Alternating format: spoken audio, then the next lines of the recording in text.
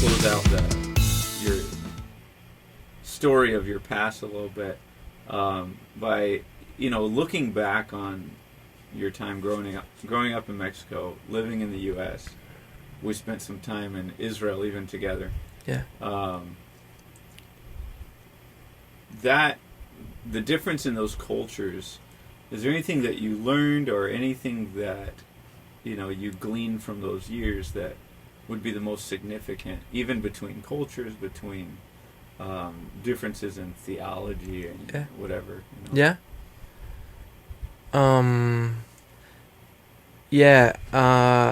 There's a lot of different things between two different countries, starting with language and everything, but I would say what I glean from it is that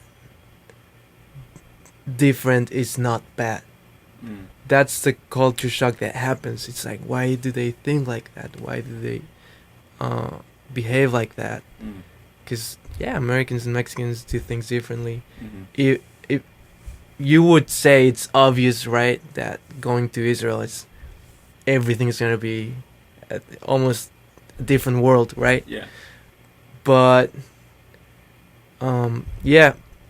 it's good. Different is good. Yeah. You learn a lot from that. That's right. You learn a ton from that. For me,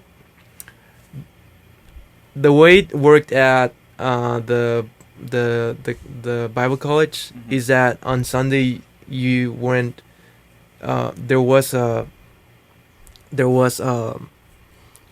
church that met there, but the way they announced it is that we're not asking you to come here. You're not required to come here. So we got to visit different churches. That to me was a very, very enriching experience. Like, because there's differences, good differences in churches, because God's doing something different. There's different people. There's different things, different. Even in being close to each other, there's differences, right? You're not the only one in the world. It's a good realization. To me, going to, I don't know how many churches I went, maybe 5, 6, I don't know how many, probably more than that. But tying it back with growing with my dad, being a pastor and everything, wow, I learned from some differences and stuff like that. So for sure, being at a different country, going to a different church in a healthy way, right? Right. And not like it's good to jump from church to church. Right. I'm just saying at that moment, the way it happened for me, it was an opportunity to learn. Even as going to Bible college is about learning about ministry, it was really a learning experience to go to different churches that I didn't have the chance to do before, right? And going to Israel, just the way Jewish people are, Arabs, it's just like, wow, like they value stuff that I didn't see the value of. Yeah. Now you guys your session there was different than mine. We lived about half a mile outside the city, in an apartment over there off of Hillel. But you guys actually stayed in the old city. The main difference is you were completely surrounded by Arabs. We were not. You were surrounded by the Arabs that live in the Arab quarter, but that's the Christian quarter. How did that play into your understanding of Israel, of Jerusalem, of all that? I mean, in this same conversation, differences are not bad, right? I don't know what to tell you. Yeah. I don't know what to tell you with that, because in a sense it's a little confusing, and it's a very heavy environment with very strong differences, right? And religion and I guess opposing views. So in a sense it's confusing, because how can that live so closely? I mean, a city divided in 4. Yeah. It's not good in a sense for a city to be divided, right? Right. But Jerusalem manages to live like that. It's kind of crazy. It's kind of crazy, and you go there and you know what to expect, and you're like, Yeah. oh, I just crossed one street and now it's a different setting. And it's I have to behave differently. It's not even like a street like you're thinking of. It's an old city street. It's like more like a hallway. Yeah. You know, you go to the other hallway, the other alley, and that's a different. And you can see a visible mindset. difference, a different mindset. You have to walk differently, have different. You have to clothes behave on, differently. You know, yeah, completely differently, and it's a crazy reality. But I think even as a Christian, we can learn something. You know, different isn't bad. I think that's a good takeaway from all that. Yeah. Because then when you walk through, I mean, if you walk from the beginning of the Jaffa Gate where you guys stayed, down through the city to the wall, you're going through 2 of the quarters at least. Mm-hmm. You know, you're going from the Arab quarter, the Christian Arab quarter, and then you're passing into the Jewish quarter as you go down there. Like you right there, you have differences to be able to see and understand and communicate with people differently. You know, it's on a regular basis you're confronted with that. Mm-hmm. And as a Christian, how do you look at those people? As a Christian that's not Arab or Jewish, you know, that doesn't have any cultural ties either. I don't know if that would make it harder for me. Like, if I was one or the other, you have cultural ties, and so then how do you treat the other one? Right. You know. Yeah. Yeah. I mean, here in U.S. and Mexico, we could even learn from that, right? We could be believers, but what about the cultural ties to the country? You know, how does that play into our theology? How does that, you know, Christians in the U.S. right now that are very set against illegal immigrants from Mexico, right? Now, we all can make the excuses like we know that the majority of them aren't Mexican that are coming in, things like that. But it doesn't take away from the fact that if you talk to the average American Christian about Mexico, that their first thoughts are not going to be positive. In many ways. Even if you're talking about Christians. Yeah. You know. Oh, yeah. Right? And they're brothers and sisters in Christ, and yet there's going to be a natural looking down upon because you guys cross our border illegally. You know? There's a lot of things we think. And then maybe Mexicans up to Americans. That's the thing about what do you call them? Stereotypes. Yeah. Mostly they're wrong, right? It's a bad term. Right. Right. But in a way, you have to see that it happened for a reason. Right. There's some ground towards why people think a group of people is like that. Right. So understanding that should help us see that stereotypes are wrong because you're just immediately assuming this person's character. Right? Right. But if we can see the root from where that stereotype came, that it's almost inescapable. Like it's just you're gonna naturally think stuff about something that someone that's American, someone that's Jewish, right? But if you can see where it comes from, then my position is not that of looking down upon or looking up, right? But rather just seeing differences and being loving and being humble. Either putting yourself in the position of learning or be patient, be comprehensive. No, that's not the word, right? No. No, being compassionate or being able to comprehend. Comprensivo. Or I guess the word is empathy, or I don't know, but well, sympathy. Empathy is to feel with them what they feel. Both things, right? You know, if you haven't been through the situation, you can't really have empathy. Okay. Sympathy is when you feel you've tried to put yourself in their shoes. Yeah. You know, even if you haven't been through it, you can have sympathy for them. Okay. If you've, if someone's lost their mother, You then haven't. you can have empathy for someone else Mhm. that loses their mother. But if Oh. you haven't, Oh, okay, yeah. if you Just haven't sympathy. lost your mother, you can't say you have empathy for somebody Okay. that lost their mother. You can You- have sympathy for. You can imagine what it might be like if you Try were there, to. But But it's not the same. but yeah, to be sympathetic and understand and learn and say, okay, this is different. Is that bad? There's an interesting question coming off of all that. When you hear about cultural churches, and I'm referring here to, I taught as a youth pastor at a Chinese church. Hmm. I've taught at Hispanic churches. Mhm. I've taught at Oh, okay. Ethiopian Mhm. churches, things like that. In America, not in their countries, right? Mhm.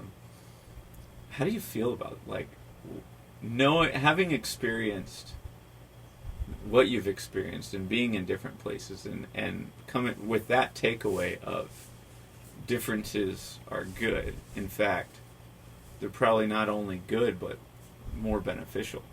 Really, yeah. In Like that we're sense, saying, for like, sure.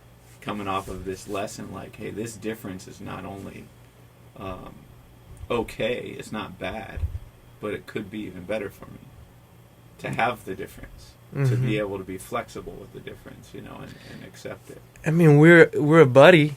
We're different. Yeah. Thank God. Yeah. Yeah. If everyone's a nose, in that sense, if everyone's an American, Or everyone does things the way Americans do it. yeah, is that good? No, I mean, and that would go for any culture, right? not necessarily. So having, I think it's most pronounced in America. I don't see American churches in Mexico very often. Sometimes. There's some that kind of lean that direction. They have an English service, right? Yeah, they have an English service, or they're very heavily leaning on translation or things like this. They're almost more promotive toward the American population in tourist areas usually, like tourist Yeah. cities. Mm-hmm. I've seen some of them where they're empty if there's no tourists around, But I think that's the exception. It's not the rule. In Mexico and other places, but in America we have a lot of cultural churches. Mm-hmm. What do you think about that? Like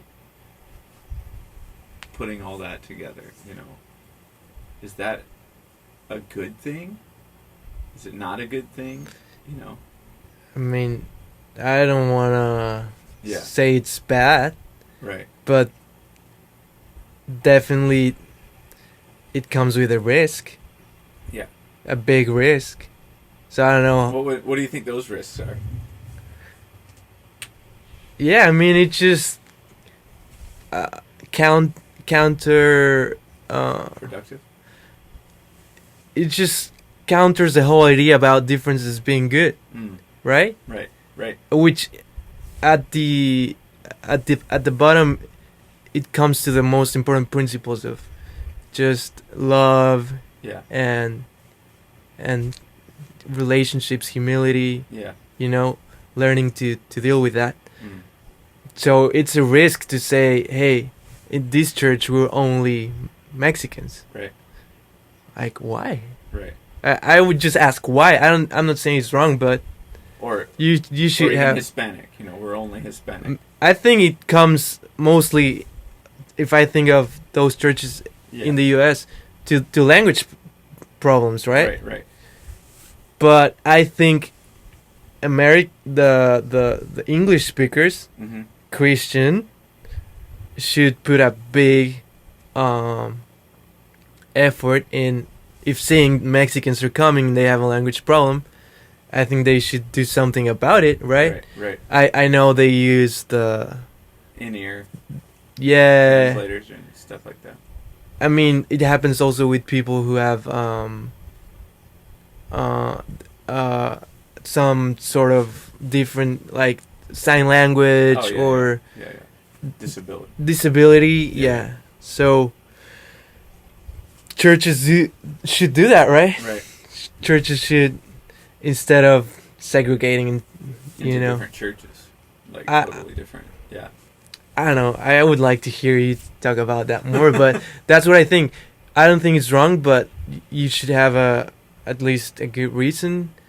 But it seems that everything we've talked about points to the effort of trying to just... I mean, even here, when we first started the church, we were talking about, do we start with translation or do we wait on translation? How does that go? You know? And I think you made the point of saying, you know, even if there's a good reason to do translation here, people like English here, you know, stuff like that. Like, it's more loving to show them that you're trying to learn the language, that you're speaking in their language, you know. And I thought that was a good point of saying, yeah, we're taking that step towards you. We're not asking you to take a step towards us, you know. And which one's more loving, right? Yeah, that's. And I think as a church, like, that's essentially the response. What are you teaching the congregation by having a cultural church? You know, a cultural. Your church is based on this language or this culture or this set of traditions, and I've seen this so many times because, you know, I think people get more excited about the events after church where they have their traditional foods and events and celebrations and things than they do the church service, you know. And it seems almost counter gospel. Yes, that's what I was trying to say. Yeah, like, it seems like that, right? How are you reaching the other people that aren't of that,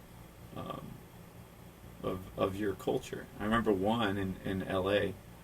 That was of a certain culture, and it was surrounded by another culture, and they never evangelized with the people surrounding them because it was another culture and they don't speak our language. You know, so that was kind of the opposite problem. They were speaking one language, and everyone surrounding them were Hispanic. That city, actually, I looked up, was 99.5% Hispanic, and they were speaking a different language than English in that church in the midst of a Hispanic city. I mean, it's one thing if you're in America having an English church, because that would be normal. Yeah. But then you know you're surrounded by... And I knew several people in the congregation, and for their businesses, they speak Spanish.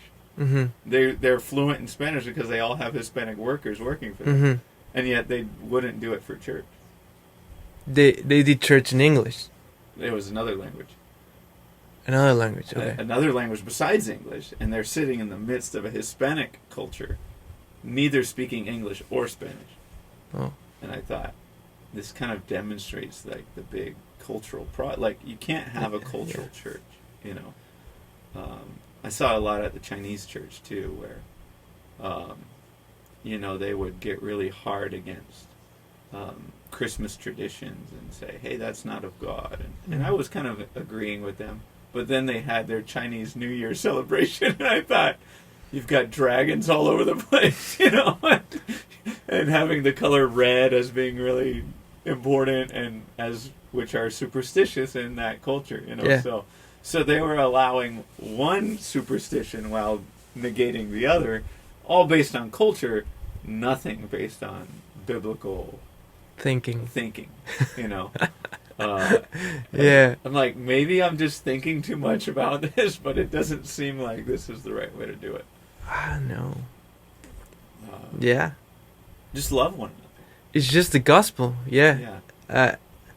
It's reaching out. It's not doing my thing. It's learning your language. Yeah.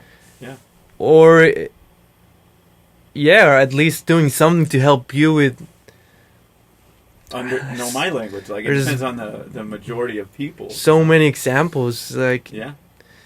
Translating the Bible, I don't know. Yeah. I mean, all of it goes in every direction. You know, just whatever you can do. Christians have done these things. We've started schools to teach people languages. We have invented dictionaries for people all over the world, because they didn't have a written language before the Christians showed up. At hospitals, all these things just to love them and communicate the gospel in their language, or have them understand the language that it's communicated in. Mm-hmm. One or the other. It doesn't matter. If there's one person or a bunch. It's amazing that that's how God's moved people, and yet in America, at least in America, maybe there's other places with this problem, we have all these churches that are culture-based. Even in the South, we have white and black churches. And I think, like, for me, all my best friends were black, but it didn't mean that one culture needed to be celebrated over another in church, like in the congregating of God's people. No, there should be an equality, and we shouldn't, people in the white church, or whatever you want to call it, shouldn't be rejecting traditions of people in the black community. Let's say traditionally it's that they like to dance more, they like to be more energetic with their praise and worship, and things like that. I don't think that just because you don't want to dance means they need to have their own church. I think that's been the problem all along. Okay, so be respectful one to another. Be loving one to another. One to another, yeah. I would say have an area where that's the dancing area, so that they're not bothering the other people, the non-dancers, and the non. But we had this at a Messianic church. Actually, there was an organized dancing, and it was done in a particular section of the church. And you had people that got involved and other people that didn't, And it's really funny. Every now and then you get this older gentleman coming down who obviously is not a dancer, but he just felt encouraged that day and wanted to dance with the others, And I thought, that's really cool. And that's kind of one of the ways it should be. Like, there just should be some balance to just love one another, hey, the people want to dance. David danced before the Lord. This is biblical, right? Yeah. And I think if at some point you can't get a little bit energetic for the Lord, like, maybe it's not moving you enough, Yeah. It doesn't mean you gotta dance or whatever. I don't know, especially if you're in a wheelchair. But right. But hey, don't restrict and don't make that the only thing that you can do.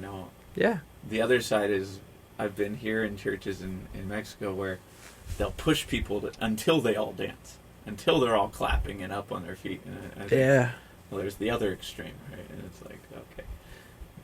The pushing is something you mentioned earlier too. Why push people? Right. Why not just love them? And when God's convicted their heart, let God do the work. And when they're ready, they're gonna come. Yeah.